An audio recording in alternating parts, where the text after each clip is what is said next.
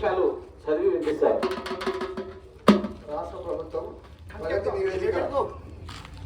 ప్రజాప్రభుత్వ తొలి వార్షికోత్సవ ప్రగతి నివేదిక.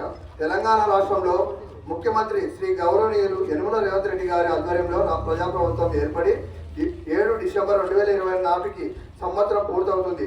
డిసెంబర్ 7, 2023 నాడు హైదరాబాద్లోని ఎల్బీ స్టేడియంలో ప్రమాణ స్వీకారం చేశారు.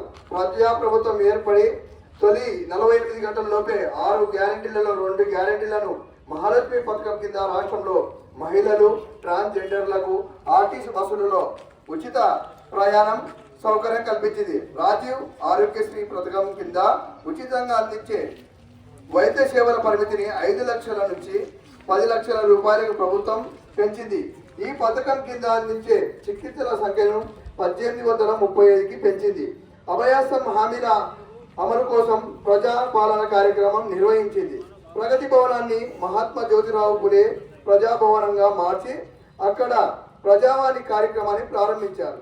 ఇచ్చిన హామీలకు కట్టుబడి 500 రూపాయలకే వంట గ్యాస్, సరఫరా సిలిండర్, గృహజ్యోతి పథకం కింద 200 యూనిట్ల కంటే తక్కువ విద్యుత్ వినియోగిస్తున్న గృహులకు ఉచిత విద్యుత్ అందిస్తుంది. పేద బడుగు వర్గాల సొంత ఇంటి కళ నెరవేర్చు ప్రతి నియోజకవర్గంలో 3500 ఇందిరమ్మ ఇల్లు నిర్మించాలని ప్రభుత్వం నిర్ణయించింది.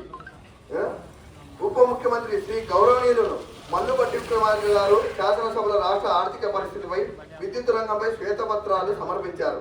కవులు, కళాకారులు, సినిమా రంగానికి చెందిన వారి ప్రజా కళా గాయకుడు గద్దర్ పేరిట అవార్డులను ప్రదానం చేయాలని ప్రభుత్వం నిర్ణయించింది. ఈ విధంగా ప్రభుత్వం చేపడుతుంది కనుక మరి దీన్ని ఉద్దేశించి మన ఎంఆర్ఓ మేడం గారు మాట్లాడతారు.